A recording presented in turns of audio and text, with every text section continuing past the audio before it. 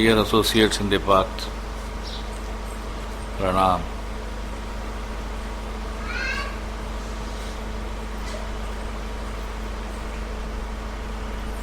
We have gathered again on the most auspicious occasion of revered Babuji Jayanti, and we all endeavour to be in his remembrance through the celebrations. Master on a similar occasion said we should utilize this occasion in getting into the Master and Master alone, which will act as food and tonic for spiritual elevation. But it is our experience such a condition does not prevail in us throughout. There is no denial of the fact that we all love our Master very much, heart and soul. Yet the lower mental states have their own way of sneaking in and distract us from the sweetest feelings of the remembrance of the Master. I was wondering why this happens with so many aspirants, and I share some of my thoughts on this occasion. Recent studies in personality problems found that just one act of self-control depletes our ability to have self-control in another unrelated area. For example, when subjects were told not to eat chocolates sitting right in front of them, their persistence in puzzle solving deteriorated. When they were told to suppress an emotional reaction to a movie, they had problems solving a solvable anagram. It is concluded in the study that this is the overwhelming reason why willpower works only in the short term. We only have the conscious resources to exhibit willpower on one or at the most two fronts at a time. Conscious resources. Kindly note that. This is why it is so hard to stay disciplined with eating, exercise, studying and the like. Any self-regulatory strategy has costs with respect to depleting a person's general resources for self-regulation. It is obvious that this is a problem we have to remain in the thought of the Master throughout, despite our will to do so. It is also observed in certain studies on the functioning of the mind that our conscious mind is only able to process approximately 50 bits of information a second, while our unconscious mind processes approximately 11 million bits per second. That means our unconscious mind processes information about 220,000 times faster than our conscious mind. Thus, our conscious mind is actually the bottleneck in effecting true change. As its main role is getting us through the present here and now. This fact is what Master stressed when he instructed us to give a suggestion before and during meditation and also prayer, and allow that to work in the subconscious. Therefore, we have to use the switches residing in the unconscious or subconscious to bring desired behavioral patterns. For example, if our goal is weight control, we would naturally want our unconscious mind to automatically desire healthy green foods, water healthy tonics, exercise, etc., without having to think about it consciously. Or if our goal is to be more productive, we would want the actions of setting goals, rewarding ourselves for success, focusing on our projects to be automatic. It is obvious that if we have to consciously think about it all the time, we will exhaust our resources. These are just a few examples to make the point clear. Similarly, we have to allow the subconscious to continuously work towards our goal.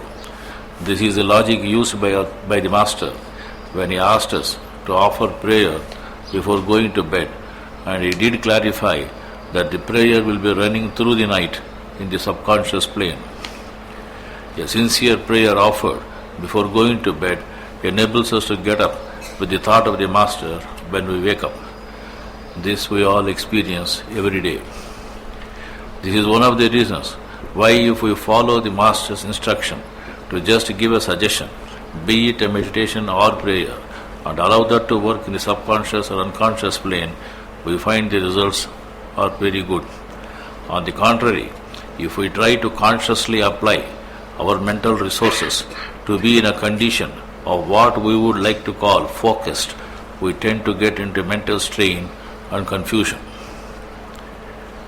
In the MRI studies, which I am not able to fully recall, conducted at the University of Iowa, they could actually see the brain following instructions under suggestions. People are actually shutting off the feelings of pain, and they could see the pain gateways in the brain being blocked under strong suggestions. I am not trying to find any justification for the process given by the Master, as no such thing is necessary, but would like my associates to know that thought given as suggestions works. It is our experience that the suggestions which are not vocalized and are penetrated into the hearts of the aspirants have worked wonders in many cases. It is also our experience that when the aspirants, instead of being receptive to the Pranahuti, entertain their own thoughts during individual sittings, they really do not derive much benefit. During meditational exercises of PAM, it is absolutely necessary that we live in an attitude of yielding and do not use our mental, vital and physical resources to improve the quality of meditation. We need to be sincere in our meditational practices. I repeat, we need to be sincere in our meditational practices. Sincerity is a tough characteristic to understand, develop and maintain, and this applies also to our efforts to meditate and follow the instructions of the Master in all sincerity. There is no doubt that all of us are sincere and all of us desire to work for the Master. But more often, a person's sincerity is taken for granted.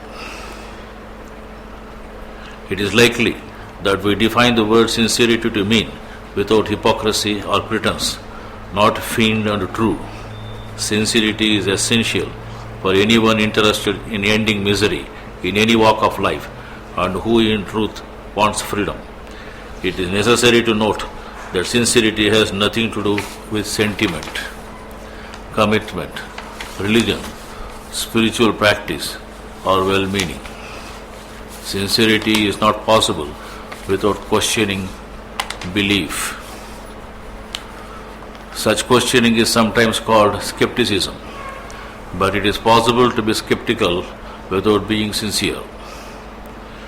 One can proclaim a doubt about anything, even against weighty evidence, and spin sophisticated arguments, but that leads to endless argumentation. Doubt is a means to understanding, not an end. When we consider the doubt about the first successful effort to climb the Mount Everest, we thought it to be a hoax because it had never been achieved before. When Master said that now the entry into central region is possible, we doubted it as no such thing has ever happened earlier.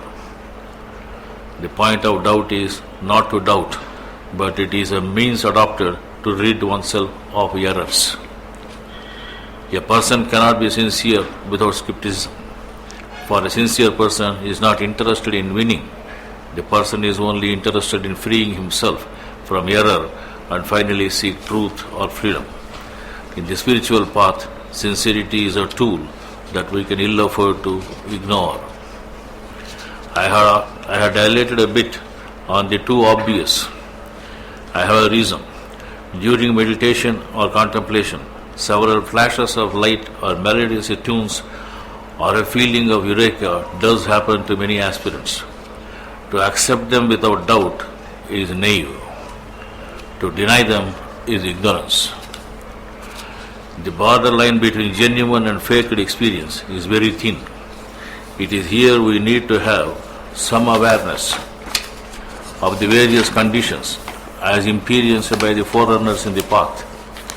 ISRC has endeavored its bit to provide such information. Experiences of the divine path are as numerous and varied as the stars and stellar constellations. While some spiritual traditions called some formation as seven sages or Saptarishis, some others called the same formation as Ursa Major. In the same manner, spiritual conditions, which are essentially the same, are given different names and descriptions in several traditions. Doubt is related to the problem of instruments of observation and knowing. The problem is complicated when we accept certain means of knowing like Aptavachana and Shruti. I do not want to talk about this problem as it was dealt with on earlier occasions. The freedom from errors of observation and feelings and ideas, which is in fact one of our main goals, is not a matter to be taken for granted. The question is, are we sincere to get rid of these? Agreeably, people wish to be free of troubling pains, but it is not all that show that they would like to get rid of their erroneous beliefs and habits. I personally know many who stick to odd notions of worship and practice rituals and unverified beliefs on avowed authority, willingly maintain erroneous beliefs and habits because they are consoling and comforting them.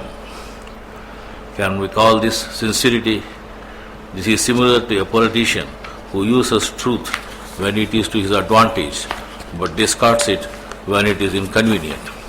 It is also like a friend who professes never to lie to his or her friend, but neglects to speak things that would be difficult for his or her friend to hear. This is usually rationalized as caring for the feelings of others involved, when in fact usually it is a manipulation and self-centered fear. However,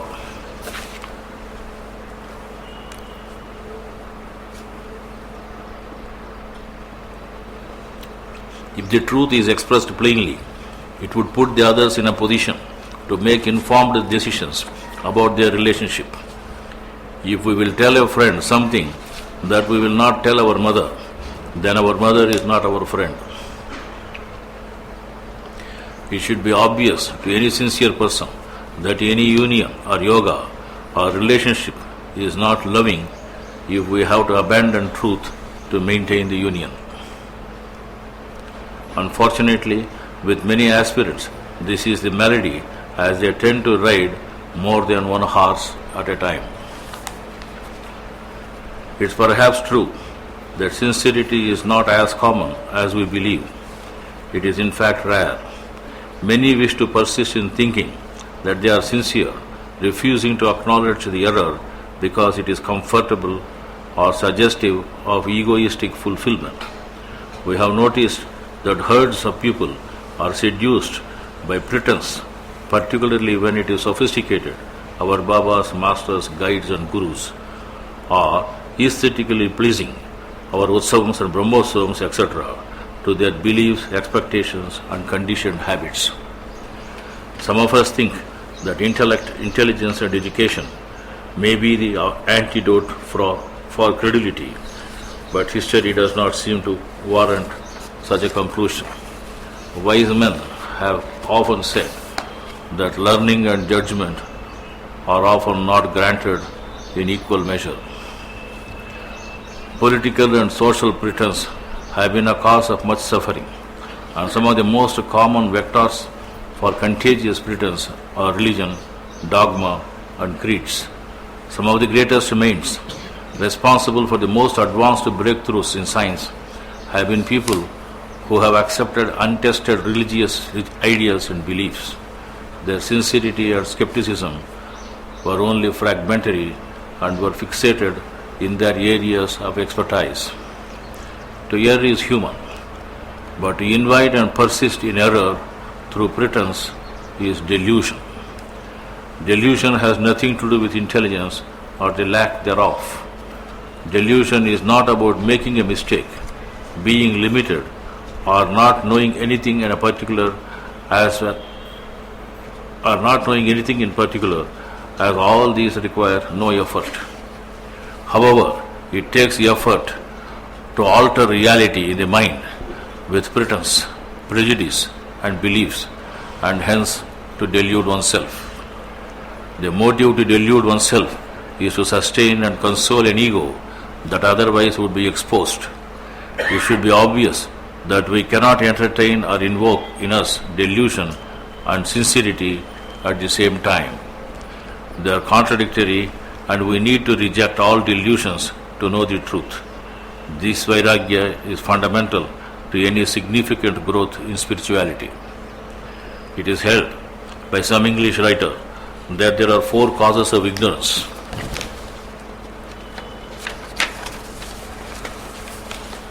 1. To follow the example of weak and undeserving authorities. 2. The influence of custom without proper verification. 3. The opinion of the unlearned crowd. 4. The concealment of one's ignorance in a display of apparent wisdom. These same 4 causes or plagues of ignorance may well be taken to be the causes of enormous egoism. Significantly, it is the 4th one listed above which is the worst, as it is the springboard from which all human evils emerge.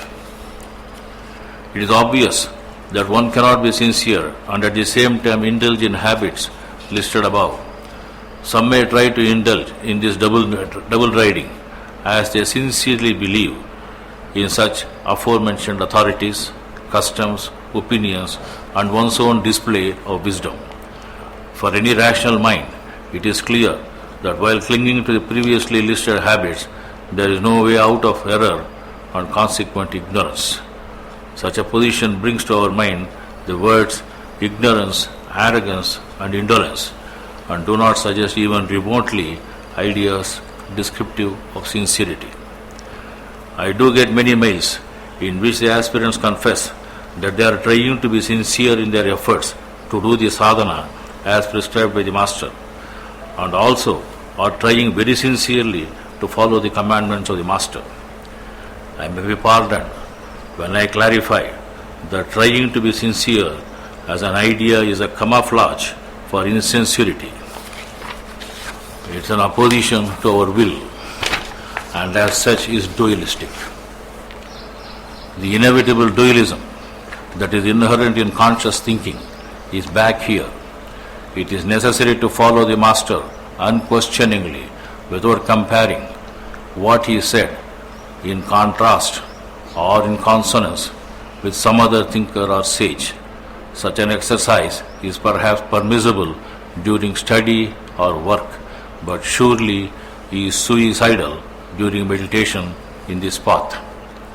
This is why Master has asked us to meditate after offering the prayer silently in the thought of the divine light without luminosity. When we remain silent without giving attention to any activity, our mind is quiet and has no power to distort and no ideas with which to identify the self.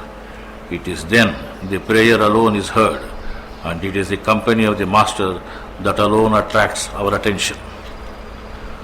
We get merged in it.